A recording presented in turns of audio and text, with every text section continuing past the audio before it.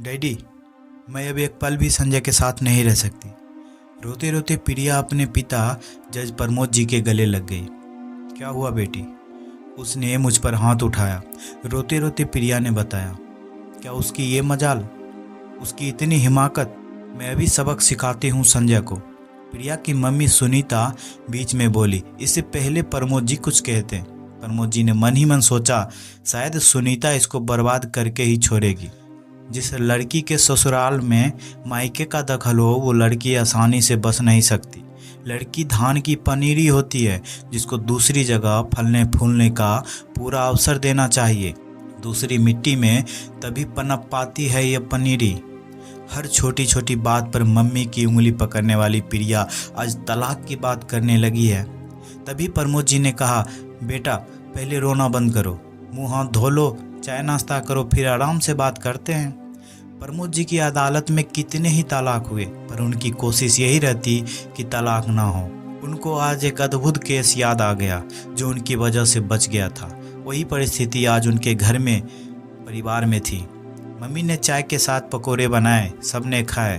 प्रमोद जी सोच रहे थे मुझे अकेले में बात करनी होगी, वरना उसकी माँ बीच में टांग अड़ाएगी। उन्होंने प्रिया को कहा, चल बेटा थोड़ा टहल कर आते हैं। दोनों पिता पुत्री सिटी पार्क में पहुंच गए। थोड़ी देर इधर उधर की बातें हुई। तो बेटा अब बताओ क्या हुआ, पूरी बात विस्तार से बताओ। डैडी, संजय और मैं दोनों जॉब करते हैं, घर का काम संभलता नहीं।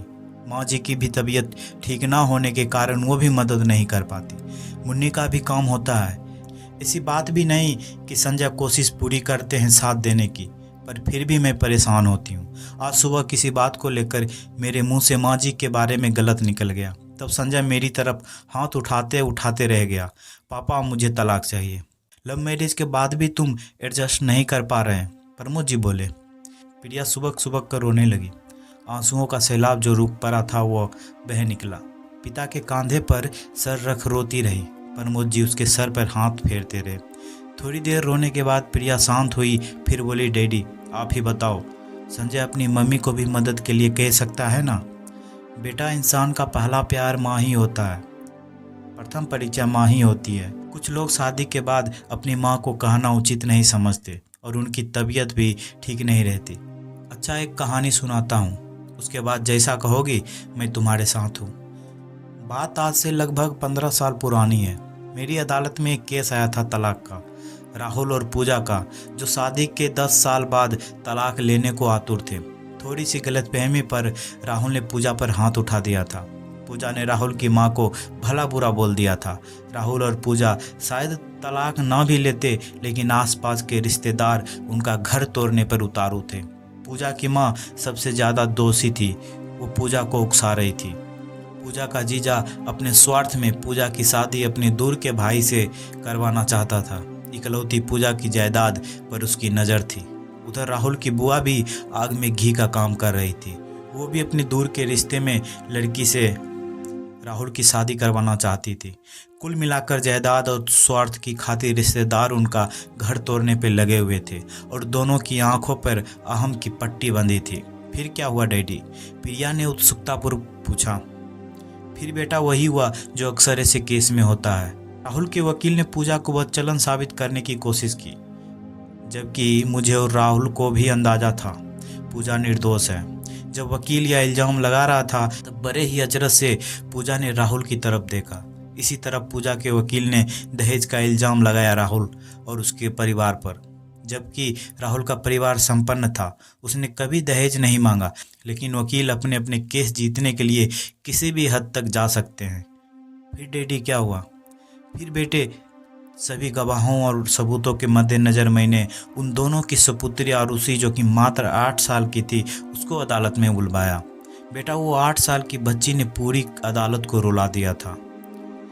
वो कैसे? प्रिया ने पूछा। मैंने पूछा, आरुषि बेटा आप किसके साथ रहना चाहोगे? अंकल, आप ये सवाल पूछ तो रहे हैं, पहले मैं अपनी मम्मी से पूछना चाहूँगी। क्या आपने मुझसे पूछकर पैदा किया मुझे? आरुषि की आंखों से धारा बह निकली। जब बच्ची को रोता देख पत्थर दिल भी मोम हो जाए, इतनी मासूम थी वो। पूजा की अश्रु धारा बह निकली। ममता उमड़ पड़ी। पापा, क्या आपने मुझसे पूछकर मुझे पैदा किया? अब पापा भी मोम हो गए। वो वहीं गस खाकर बेहोश हो गए। इंसान सब कुछ बर्दाश्त कर लेता है, औलाद के आगे हार जाता है। बाप से माँ से लड़ लेगा, लेकिन हारता सिर्फ औलाद से। थोड़ी देर में राहुल को होश आया। उसने अपनी बच्ची को गले लगा लिया। आरुषि अभी भी चुप नहीं हुई। जज अंकल, जब मुझसे पूछकर इन्होंने पैदा नहीं किया तो अब मैं कौन होती हूँ बताने वाली। आप ऐसा कीजिए, मेरे 2 टुकड़े करवा दो, एक मम्मी को दे दो, एक पापा को। चुप करो, मेरी बच्ची, दोनों राहुल और पूजा एक साथ बोले। अंकल, मुझे मम्मी की छाया भी चाहिए, मुझे पापा की परी भी बनना है। इन दोनों ने सोच लिया अलग होने का, लेकिन किसी ने मेरे बारे में नहीं सोचा। रोते रोते आरुषि बोले जा रही थी। मेरी आंखें नम हो आई थी बेटा। मेरी क्या, अदालत में सभी की आंखें नम हो गई। राहुल और पूजा दोनों कहने लगे, नहीं चाहिए तलाक। दोनों ने आरुषि को गले लगाया। मैंने वो केस खारिज कर दिया। वकील और रिश्तेदार मुंह ताकते रह गए। आज आरुषि डॉक्टर बन गई है और उसका पूरा परिवार खुश है। अब प्रिया, तुम क्या फैसला लेती हो? प्रिया के जहन में मुन्नी का चेहरा आ गया। वो रोने लगी थी। बेटा, मेरी ज़िंदगी का ये पहला मुकदमा था जिसमें मैंने तलाक होने से रोका था। इसके बाद कई केस मैंने सुलझाए। आप तुम बताओ। प्रिया बोली, डैडी, मुझे भी मुन्नी का ख्याल आ गया। हमारी आपस की लड़ाई में उसका भविष्य लड़खड़ा जाएगा। उसको दोनों का ही प्यार चाहिए। मुझे सब समझ आ गया। तलाक हर समस्या का हल नहीं है। नहीं चाहिए तलाक। चलो घर चलो। शाम को संजय प्रिया को लेने आ गया। संजय बोला, प्रिया मुझे माफ़। इससे पहले की बात पूरी करता, प्रिया ने संजय के मुंह पर उंगली रख दी। माफ़ी तो मुझे मांगनी चाहिए, मुझे माफ़ कर दो। दोनों मुन्नी के साथ अपने घर चले गए। सुनीता देवी कसमस में ताकते रह गई। घर जाकर प्रिया ने अपनी माँ जी से माफ़ी मांगी।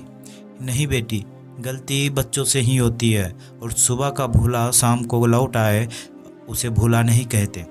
माँ जी ने प्रिया को गले लगा लिया।